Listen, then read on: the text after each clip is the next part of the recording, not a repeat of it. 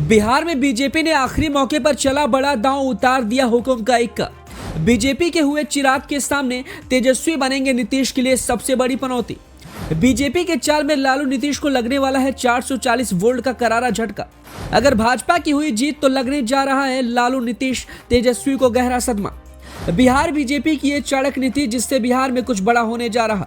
बिहार के कुंडी विधानसभा उपचुनाव में मुकाबला बेहद रोचक हो गया है, क्योंकि बीजेपी और महागठबंधन के बीच हो रहे मुकाबले में वीआईपी और एआईएमआईएम ने एंट्री मारकर चुनावी समीकरण बिगाड़ दिया है। और आज के दिन कुंडी विधानसभा में जिस तरीके से वोटिंग हुई या जो समीकरण निकलकर सामने आ रहे हैं, उससे बीजेपी बिहार में कुछ बड़ा खेला करने जा रही है। आपको बता दें कि इस सीट पर आरजेडी से विधायक रहे अनिल साहनी को सजा मिलने के बाद ये उपचुनाव कराया जा रहा है। इस उपचुनाव में महागठबंधन से जेडीयू नेता मनोज कुशवाहा प्रत्याशी हैं, वहीं एनडीए से बीजेपी उम्मीदवार केदार प्रसाद गुप्ता हैं।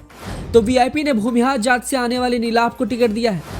इस उपचुनाव के लिए जहां एक तरफ चाचा भतीजे की जोड़ी साथ में मंच पर गरज चुके हैं, तो वहीं भाजपा की वोट से भी कई बड़ी हस्तियों ने जनसभाएं की, जिसमें शनिवार को चुनावी प्रचार का आखिरी दिन था। ऐसे में एक बार फिर भाजपा ने अपने सी प्लान का इस्तेमाल कर नीतीश तेजस्वी को सख्ते में डाल दिया है। उपचुनाव के बहाने भाजपा चिराग हुए एक, चिराग को बिहार भाजपा के इरादे लगने लगे नेक।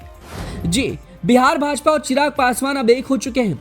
यही वजह है कि प्रचार का आखिरी दिन चिराग पासवान भाजपा के नाम कर चुके हैं और भाजपा के सांसद रवि किशन के साथ चिराग पासवान जनता के बीच नजर आए। उन्होंने बीजेपी को जिताने की बड़ी अपील की। ये वही चिराग है जो एक समय में बिहार भाजपा के कार्यों से नाराज होकर खुद को बिहार में एनडीए से अलग कर चुके थे, लेकिन जैसे ही नीतीश कुमार एनडीए से अलग हुए, चिराग के तेवर बिहार भाजपा के प्रति नरम पड़ने लगे और आखिरकार मोकामा गोपालगंज विधानसभा उपचुनाव में भाजपा की मदद ली और चिराग ने गोपालगंज का चुनावी समीकरण बदलकर भाजपा को जीत दिलवा दी।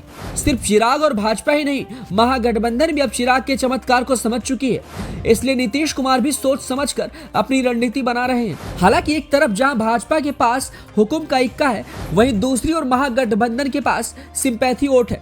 आरजेडी के सहानुभूत वोट के सामने क्या बीजेपी पड़ेगी फीकी? एक तरफ भाजपा अपने तमाम प्लान का इस्तेमाल कर कुर्नी जीतने में जुटी हुई है, तो वहीं महागठबंधन के पास सिंपैथी वोट है, जिसके जरिए वो जनता का प्यार जीत सकती है। इसके लिए महागठबंधन के पास एक बड़ी वजह भी है। दरअसल जिस दिन यानी आज जो उपचुनाव के वोटिंग पड़े हैं, उसमें आरजेडी सुप्रीमो लालू यादव का सिंगापुर में किडनी ट्रांसप्लांट हो रहा है।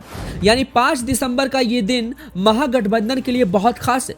वहीं चुनावी प्रचार का शोर थमते ही डिप्टी सीएम सह लालू यादव के छोटे लाल तेजस्वी भोला यादव के साथ शनिवार को ही सिंगापुर रवाना हो गए।